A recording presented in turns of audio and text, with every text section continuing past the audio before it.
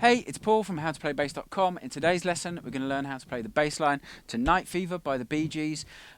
Although this is relatively easy, it's all pretty much eighth notes and quarter notes and even some longer duration notes. What's really interesting about this song is that each section of the song, and there are four sections we're going to look at. We've got the intro stroke chorus, we've got the verse, we've got a 6-bar pre-chorus, and then we've got the bridge. Each of those sections is based on a different rhythm, and those different rhythms are contrasting, and it creates a very subtle effect. And when you're playing this live, it's really easy to help communicate to your bandmates where you are in the song, because you're using a different rhythm in each part. It's a really subtle thing to look at. I suggest you go listen to the original, have a listen to it, because certainly I found it really interesting, and it may be something that you can take that concept, irrespective of what genre you're playing in. You don't have to be playing in disco or funk or anything like that. You could be playing in rock. But you take that concept and you apply it to, say, original songs that you're working on, where you build your bass parts of different rhythms for different parts of the song. It really can help add a thematic element to your bass playing or to bass line creation. So although it's an easy song, very interesting lesson that if you take to the nth degree will really help you as a composer of bass lines. Now before we get started with the chorus, if you're not a subscriber to my free monthly easy, click the link underneath the video, head over to my website, find the thing that says free bass lessons, go and subscribe. In return for entrusting me with your email address, you get 4 or 5 video and PDF lessons that are exclusive to subscribers. Additionally, there is another monthly tutorial, again exclusive to subscribers, also in video and PDF format. All that stuff is free, just costs you your email address. And just go to the website, links underneath, as I said, go and do that, and then come back here and let's get started on the chorus of Night Fever.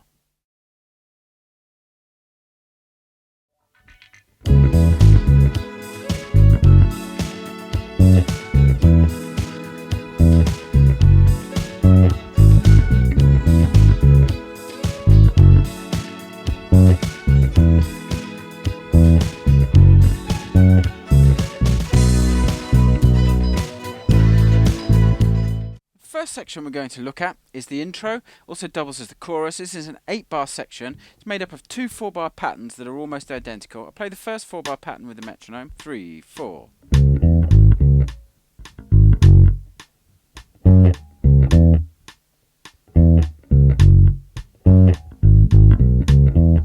it goes into the second 4-bar pattern, we'll come to in a minute. We'll go through the notes. The first bar, our first phrase is C sharp, E, G sharp, C sharp. Note location: C sharp's the 4th fret of the A string, E is the 2nd fret of the D string, G sharp the 4th fret of the E string, back to C sharp the 4th fret of the A string. And then on the last and beat of that bar we've got another G sharp, 4th fret of the E string, which leads us down to F sharp, the downbeat of bar 2. That's at the 2nd fret of the E string, and bar 2 is. So those other 2 notes before we get to E, which is the downbeat of the 3rd bar. You've got the low F sharp, we've already done, the 2nd fret of the E string. Then we've got the octave of F sharp at the 4th fret of the D string, and C sharp again at the 4th fret of the A string. They're both 8th notes, and they're played on the and of beat 3 and beat 4 respectively. The 3rd bar starts with an E on the 2nd fret of the D string, and then we've got another 2 offbeats, the and of beat 3 and beat 4. We've got another E and then a C sharp at the 4th fret of the A string again. And then finally we've got an F sharp on the downbeat of beat 4. This is the low one at the 2nd fret of the E string. Then on the and of beat 2 we've got the octave of F sharp, and then we've got that starting on the and of beat 3, which is 2 G sharps, 4th fret of the E string, and a B, 2nd fret of the A string. So the whole pattern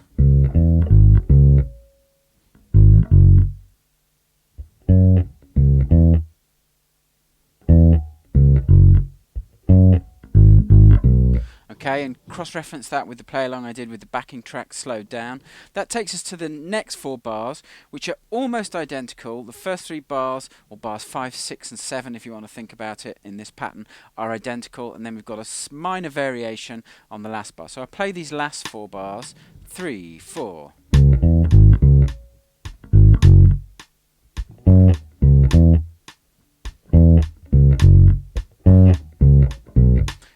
got that from the F sharp. Then we've got on the last bar, so we've got the low F sharp, then the high F sharp, and then we've got a C sharp and a B.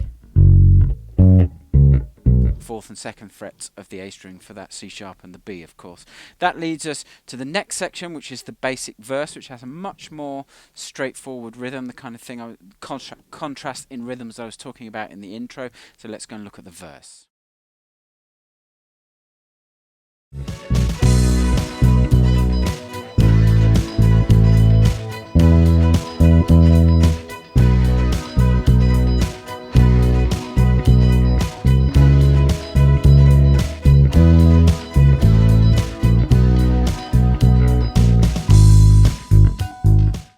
Verse is another 8-bar section, much more straightforward rhythm, very standard rock rhythm, which I'm sure you'll recognise when I play it in a second.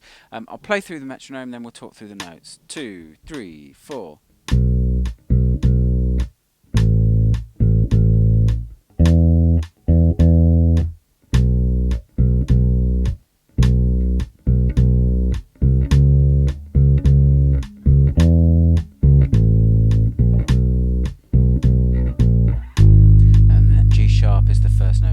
Which we'll come to in the next section. So, first 4 bars, we've got this rhythm.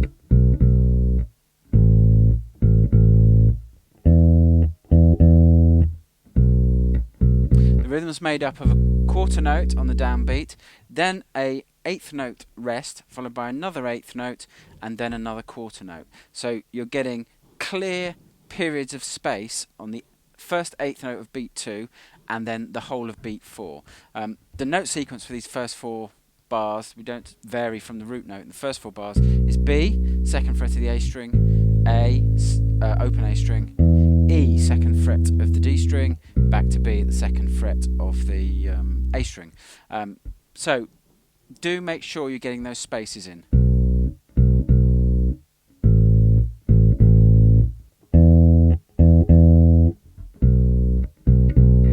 If you listen to the original, you hear that the drum, there's a big sounding snare drum on beats 2 and 4. So the combination of the bass playing with the bass drum plus the snare drum really helps kick the rhythm along, while keeping the rhythm of the bass line very simple. Now in the second 4 bars, the bass player, I'm not sure who it was, it might have been Robin Gibb, might have been a synth bass player, it sounds quite synthy, but it takes that basic rhythm and it just gooses it a bit by adding an 8th note on the last and beat of the bar. So what we get is, and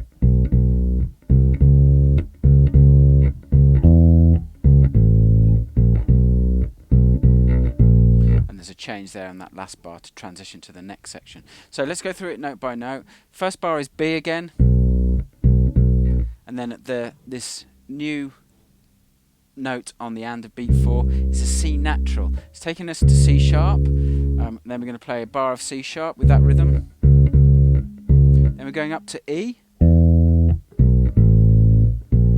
we're going to play E, B, A sharp, back to B, then we're going to play B, B, B, A sharp. So I'll play those last 4 bars one more time slowly.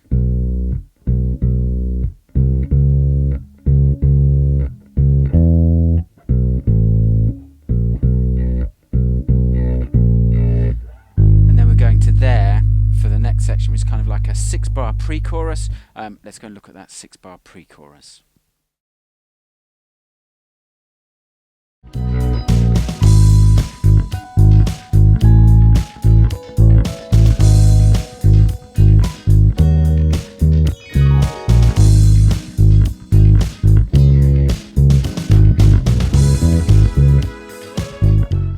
Okay, this 6-bar pre-chorus that starts on G sharp. Again, the rhythm's a rhythmic contrast just for this section. As I said in the intro, a great study in the use of the different rhythms in the different sections of the song. The rhythm in this section starts with a quarter note, and then we've got 8th notes on the and beat of the rest of each bar. So I'll play through it, and you'll hear that. 3, 4.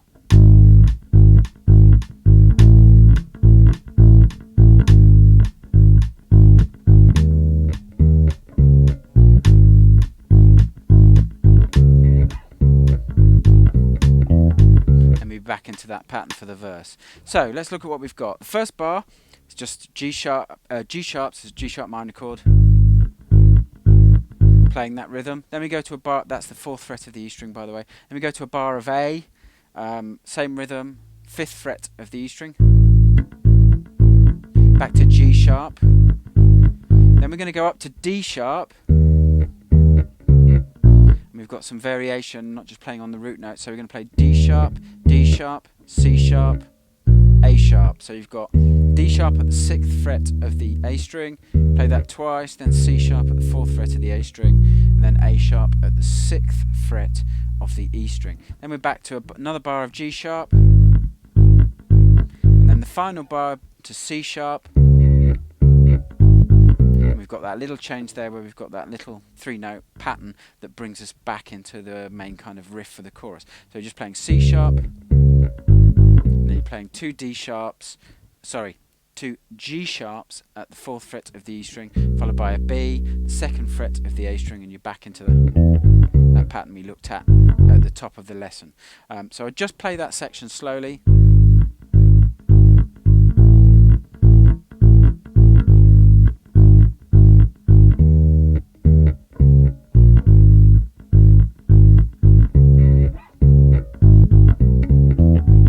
Back into the chorus. Now after that next chorus, then we go to another section. It's kind of like a bridge. Lyrics says something like, "Here I am waiting for the moment to come." That's got a different rhythm altogether. So let's go and look at that section. It's the last section that we need to look at.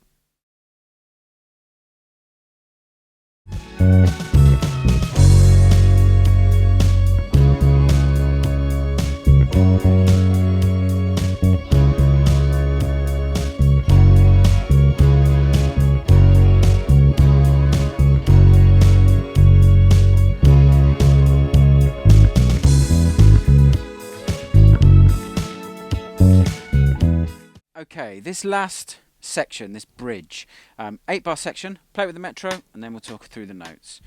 1, 2, 3, 4.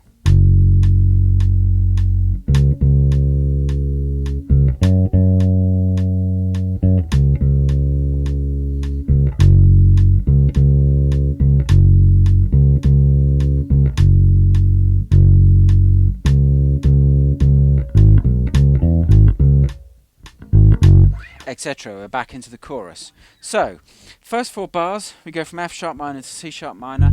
First bar, just F sharp held for the whole bar, 2nd fret of the E string. Second bar, we're introducing this new rhythm.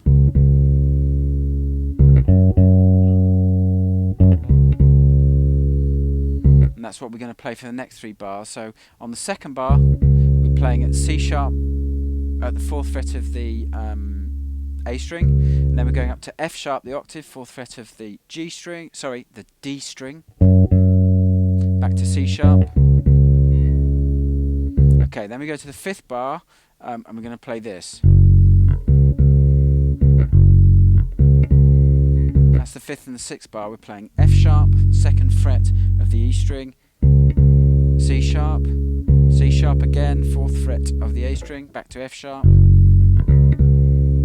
And then we're going to play on the 7th bar, 2 F sharps that last 2 beats each. Again, that's 2nd fret, the E string, and then the final bar. You're playing 3 C sharps at the 4th fret of the A string. Then you're going to play G sharp and B, 2 8th notes, which will lead us back into the riff.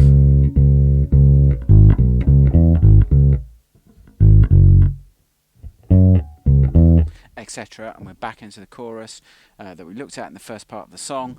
And that's pretty much all the parts you need from the song. The bass line actually forms, especially in the chorus, kind of like a sub-melody. So it's really, if you're playing this in a live context, it's really important to get that chorus absolutely spot on and nailed like that.